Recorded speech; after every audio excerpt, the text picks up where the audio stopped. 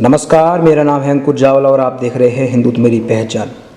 हमारे साथ देवी डासना मंदिर से स्वामी यति निर्भयानंद सरस्वती, शिष्य महामंडलेश्वर जूना अखाड़ा यति नरसिंहानंद गिरी महाराज जी के शिष्य हमारे साथ हैं।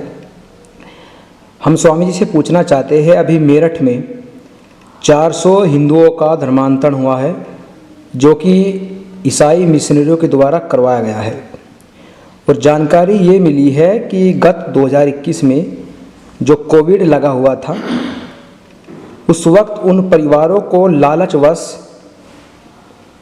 कुछ धन देकर, कुछ अनाज देकर उनका अवैध रूप से उनका धर्मांतरण करवाया गया।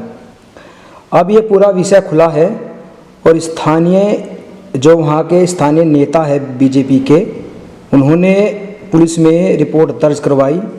उसके बाद स्थानीय एसएसपी ने एक जांच कमेटी बैठाई और उसके बाद 9 लोगों को धर्मांतरण के खेल में गिरफ्तार किया है।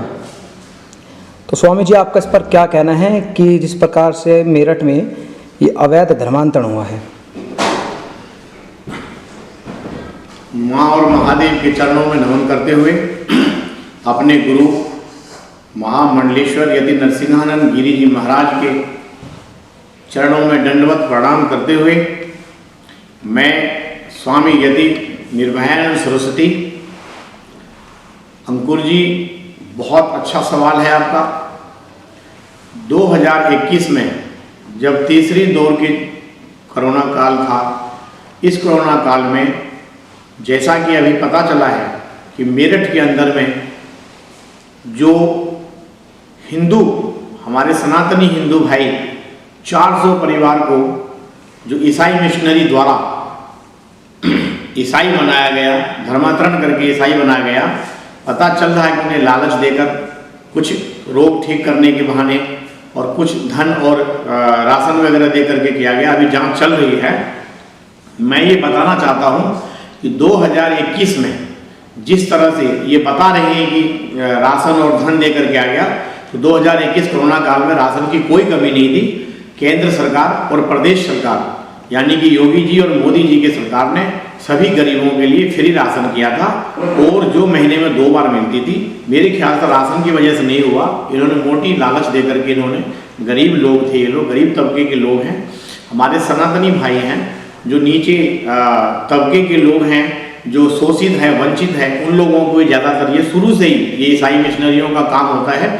जो शोषित है, दुखी है, जो गरीब है, तो उन लोगों को ये बहका करके कुछ अपने परमेश्वर का वो दिखा करके कि बीमारी ठीक हो जाएगा, ये तो होता कुछ नहीं है, तो ये करके इन लालच दे करके किया है।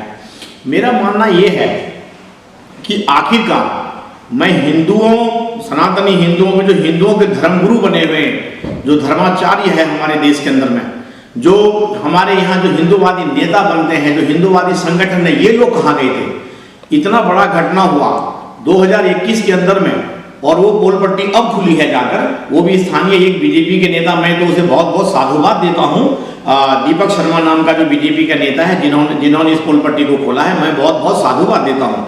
बाकी के बीजेपी के बड़े बड़े नेता, एमएलए, एमपी, राज्यसभा के मेंबर और विधान परिषद के मेंबर, इतने सारे इनका कुलवा खानदान है भारतीय जनता पार्टी के। आरएसएस जो अपने आप को बहुत बड़ा, विश्व का बहुत बड़ा संगठन कहता है कि सबसे बड़ा संगठन है, उनके जो आनुवांशिक जो वो है, उनका जो ब्रांच है, जो 113 प्रकल्प है, जो आप बताते हैं पूरे देश में कि मेरे 113 प्रकल्प है और सभी मोर्चा पर वो काम कर रहे हैं, वनवासी कर रहे हैं, तो ये लोग कहाँ चले गए थे? इनके क्या आंखें खराब हो गई थी या कान गूंगे बहरे हो गए थे?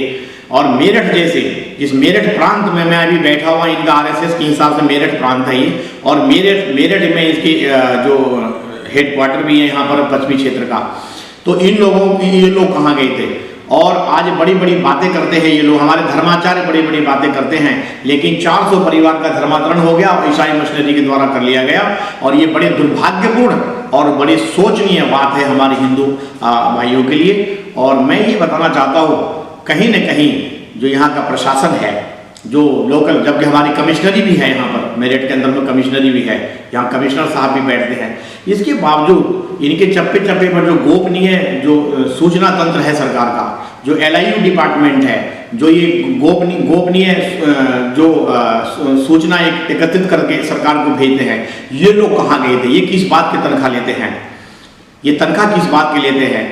तो इसमें कहीं न कहीं सरकार की तरफ से ढिलाई हुई है। कहीं न कहीं ये जो LIU डिपार्टमेंट है, कहीं न कहीं पुलिस डिपार्टमेंट है, कहीं न कहीं जिला प्रशासन, इनकी तरफ भी मैं एकदम स्पष्ट रूप से कहना चाहता हूँ कि इनकी बहुत बड़ी गलती हुई है कि 400 परिवार इस तरह से, किसी 400 परिवार कम नहीं होते कि 400 परिवार ईसाई मिशनरी के द्वारा ईसाई बना दिया गया, हिंदू से ईसाई बना दिए गए। आज जो ये पोल पट्टी खुली है, अभी पता नहीं देश में और भी, प्रदेश में और भी कई जगह ऐसा हुआ होगा जो अभी प्रकाश में आया तो हम लोगों को पता चल पाया है। मेरा मानना ये है कि बड़ी बड़ी बातें करने वाली ये हिंदू संगठन के लोग, बड़े बड़े ये RSS के लोग जो कहते हैं कि हम बहुत बड़ा संगठन चलाते हैं और हिंदुत्व के लिए काम करते हैं, ये बिल्कुल कोरा झूठ है।